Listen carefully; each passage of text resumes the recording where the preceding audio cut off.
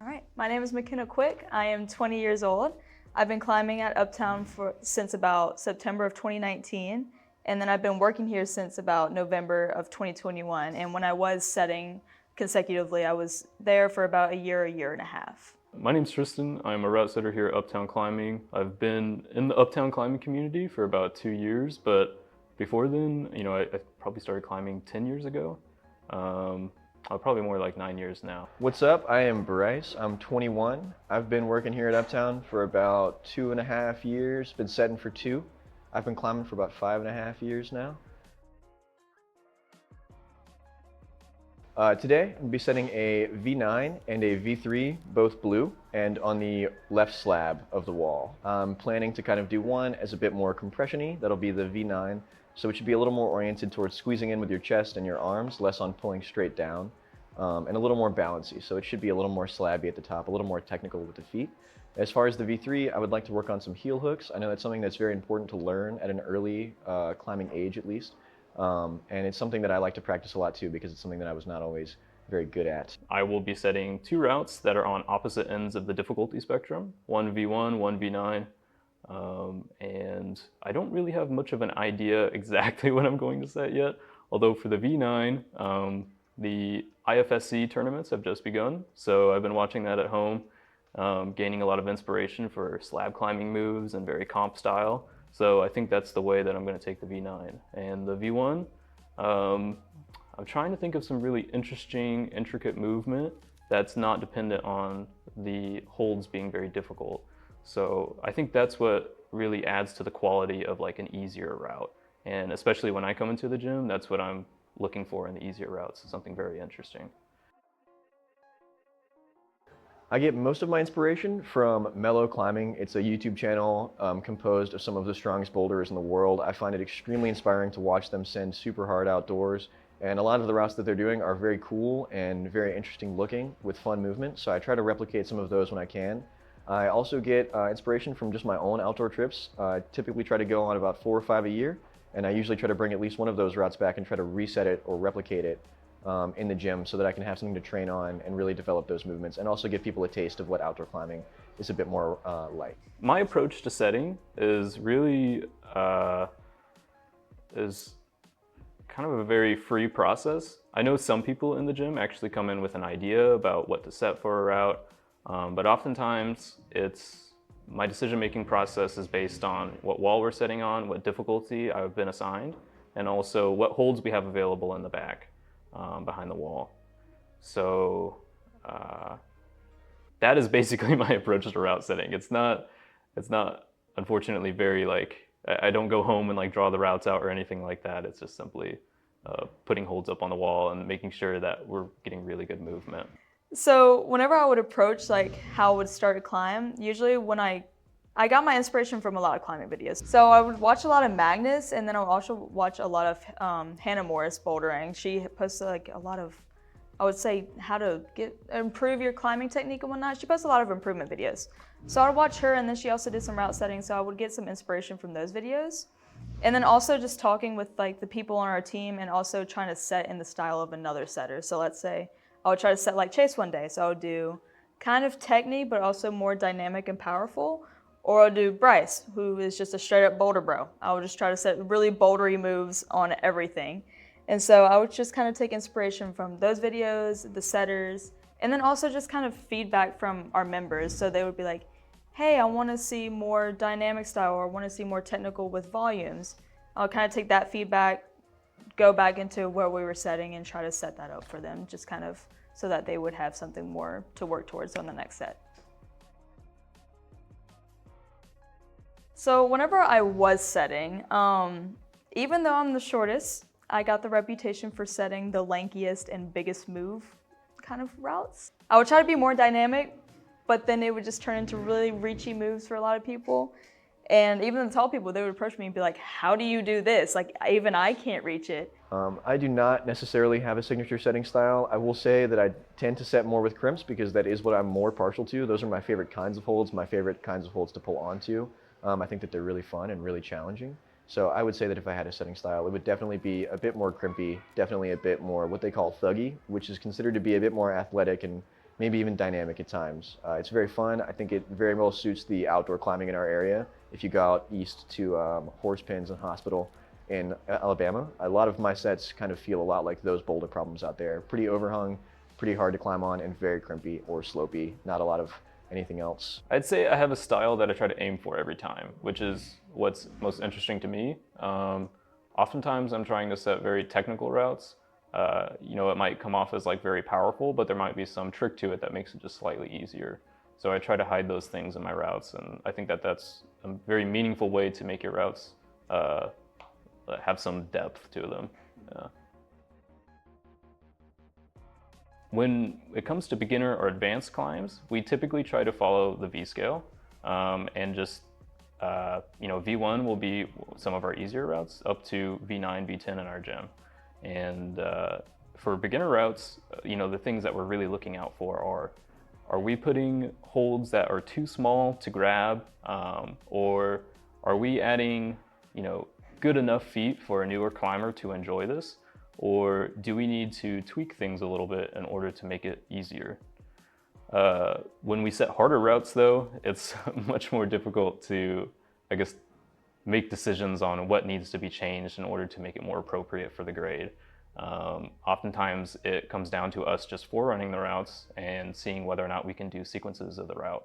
And then from that, we use that to decide the ultimate grade, or whether or not we need to make revisions to get it closer to that final grade that we want. So with beginner versus advanced routes, with beginner routes, I always try to implicate one move that's going to make them work on something that they might not always work on, or that might be a problem for them at the moment. So think heel hooks, toe hooks, maybe drop knees, maybe a rose move or a small cross in there, maybe a small Gaston, maybe teaching people how to learn how to use slopers a little better by putting a really good sloper there so that they can kind of get an idea of what to grab it or how to grab it.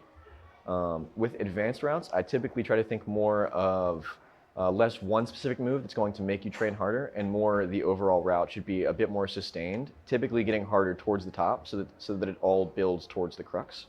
I try to incorporate harder holds and harder positions to hold, and I also try to incorporate a little bit more beta, where you have to exactly do it right, otherwise you're just not going to move forward. I think those are really fun, and I think they're really frustrating to work on, which in my opinion pushes me to try them a little bit harder, and typically pushes me to send the routes with a bit more enthusiasm.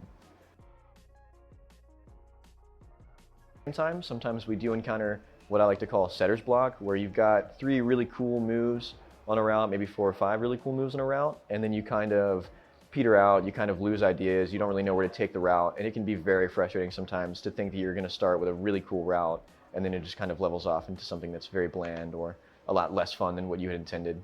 And I would say those are kind of my pet peeves. Stripped T-nuts. If you start a set and the first 5 holes you try to drill your hole into, T-nuts are the holes in the wall that we drilled the holes into with the bolt. Immediately, if you start with stripped T-nuts, your whole set is it's down the drain. At least for me. Like, I would spiral if I started with 5 stripped T-nuts and then I would have to set 30 more feet of a route. Oh my God. It was awful. Probably one of my pet peeves with route setting is that I set something that I'm like, wow, I'm really excited to climb this, but then I need to like change it a little bit in order to fit the grade and what we actually need in the gym. So when we put holds up on the wall, we have like a draft and revision process. So it's oftentimes get close to the grade, but set very interesting movement, or at least that's the way that I think about it. And as long as the movement's very interesting and the beta is somewhat technical, then I feel really good about the route that I put up on the wall. And then from there, I get other people's opinions. So I try to get one of our other route setters to climb it, or sometimes we have people come in and try the routes out. And that often helps with guiding exactly, do I need to make this easier? Do I need to make it harder? And through this process, sometimes you also find that you're compromising on the actual movement and holds that you put on the wall. So grades are kind of a hot topic in climbing these days. A lot of people find them to be subjective, meaning that it's different based upon every person and every body type. So I'm a very average sized person with a lighter build. So for me, smaller holds are going to feel a lot easier to grab, whereas more powerful movements that require just a baseline of muscle are going to be a lot harder for me.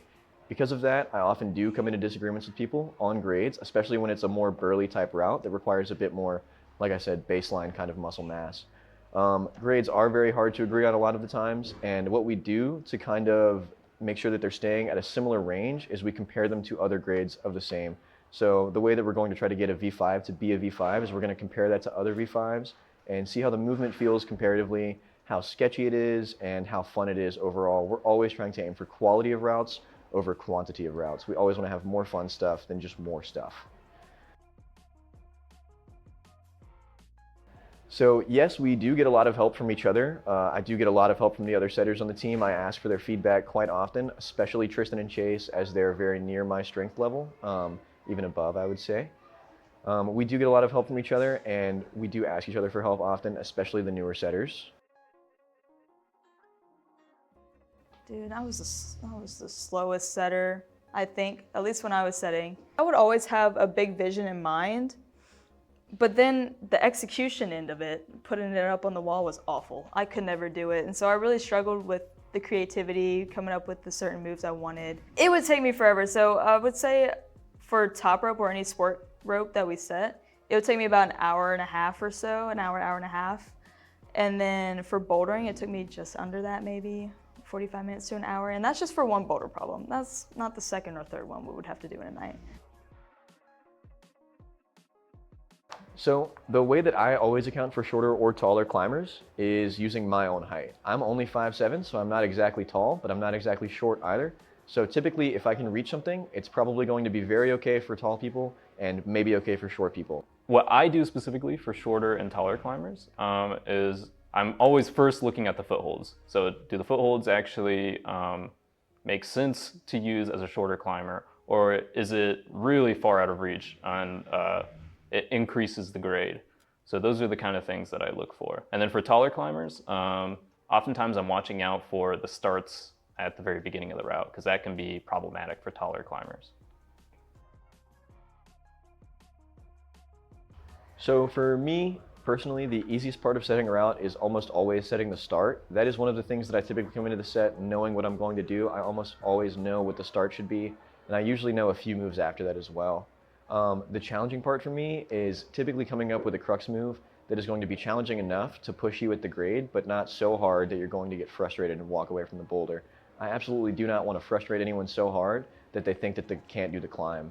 I want people to be just frustrated enough to keep trying it so that when they get it, they go back and keep doing it and kind of trying to get it really dialed in to where it doesn't feel nearly as hard for them anymore. That's kind of how I like to climb and how I would like other people to climb. So I would say the easiest part of setting a route is literally just bolting your holds, because you already have everything picked out. You're just throwing bolts in your holds. That's pretty much as easy as you can get for setting. And I would say the hardest part for me personally is just the whole mental game of it. So like I said earlier with the stripped T-nuts, if you start off with 5 stripped T-nuts, your entire set is ruined. At least for me, my whole mental game is just off, and then I will just find the negatives in everything after that. So my favorite grades to set, I would say, would be the intermediate to advanced range. I know that's probably a common answer for setters, but when it comes to those grades, you're able to get more creative with the moves you set, because you're able to do harder moves, and that can get more interesting. And you can also mix in holds, so you can have crimps all the way at the bottom, and then all of a sudden it flips to slopers 20 feet up in the air. So you can just completely flip it around on people and just mix everybody up and throw them off guard. It's kind of the fun aspect of it. But you're able to get more creative with the moves and the style of the climb as well. Whereas with like beginner grades, I would say, it's a lot harder for me to set that, because it's hard to set a V1 for somebody who's never climbed and make it interesting, because most of the time it just turns out left, right, like a ladder. And so it's hard to get creative with all that. You kind of have to keep bigger holds if you wanted to keep it on grade. So I would say definitely it's easiest to set intermediate/advanced, and then hardest to set easier grades without making it just a ladder and boring. So the most exciting part for me on a route personally is usually the crux, because that typically builds up to be the hardest part of the route. I really enjoy pushing myself on the wall and trying as hard as I physically can.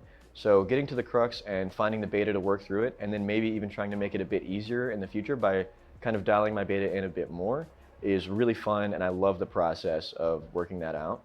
It's always a good time to try really hard on something, and I think that it always kind of teaches you something whenever you solve a crux, and then you can go back later and kind of do it a bit easier. I think that's always very helpful.